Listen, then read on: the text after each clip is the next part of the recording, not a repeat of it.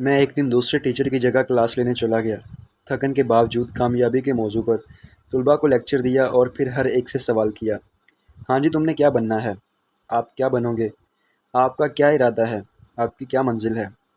سب طلباء کے ملتے جلتے جواب، ڈاکٹر، انجینئر، پولیس، فوجی، بزنس مین۔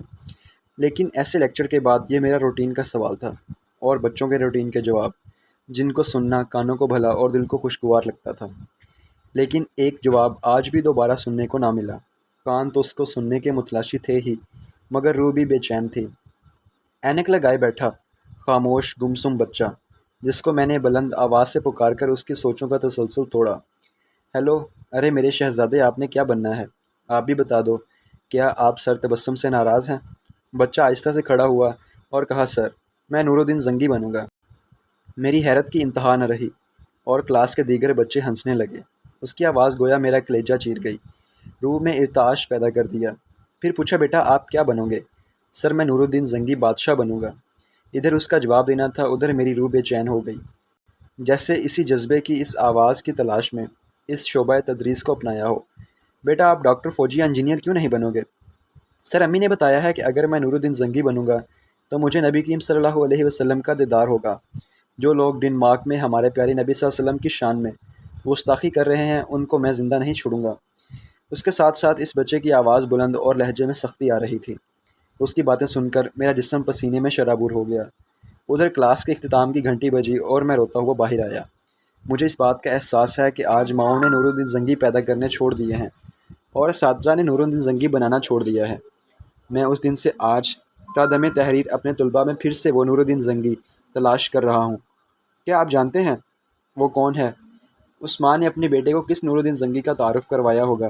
یہ واقعہ پڑھیے اور اپنے بچوں میں سے ایک عدد نور الدین زنگی قوم کو دیجیے۔ ایک رات سلطان نور الدین زنگی رحمۃ اللہ علیہ عشاء کی نماز پڑھ کر سوئے کہ اچانک اٹھ بیٹھے اور نم آنکھوں سے فرمایا، میرے ہوتے ہوئے میرے آقا دو عالم صلی اللہ علیہ وسلم کو کون ستا رہا ہے؟ آپ اس خواب کے بارے میں سوچ رہے تھے جو مسلسل 3 دن سے انہیں آ رہا تھا، اور آج پھر چند لمحوں پہلے انہیں آیا، جس میں سرکار دو عالم نے 2 افراد کی طرف اشارہ کر کے فرمایا کہ یہ مجھے ستا رہے ہیں۔ اب سلطان کو قرار کہاں تھا؟ انہوں نے چند ساتھی اور سپاہی لے کر دمشق سے مدینہ جانے کا ارادہ فرمایا۔ اس وقت دمشق سے مدینہ کا راستہ 20 سے 25 دن کا تھا، مگر آپ نے بغیر آرام کے یہ راستہ 16 دن میں طے کیا۔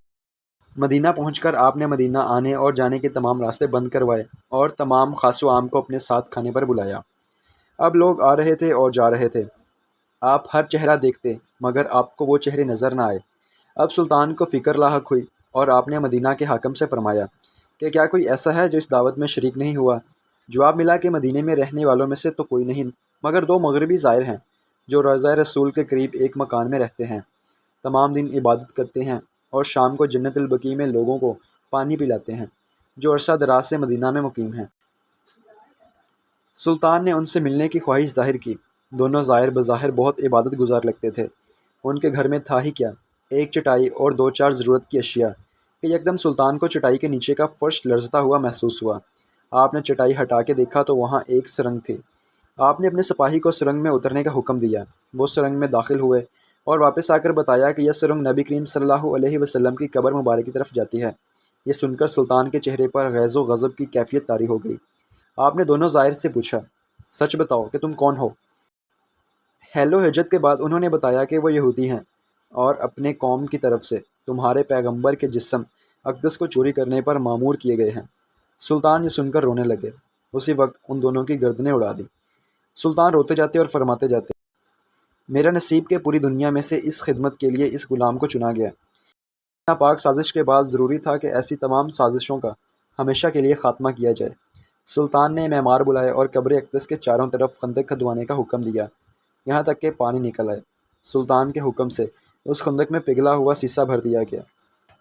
بعض کے نزدیک سلطان کو سرنگ میں داخل ہو کر قبر انور پر حاضر ہو کر قدمین شریفین کو چومنے کی سعادت بھی نصیب ہوئی۔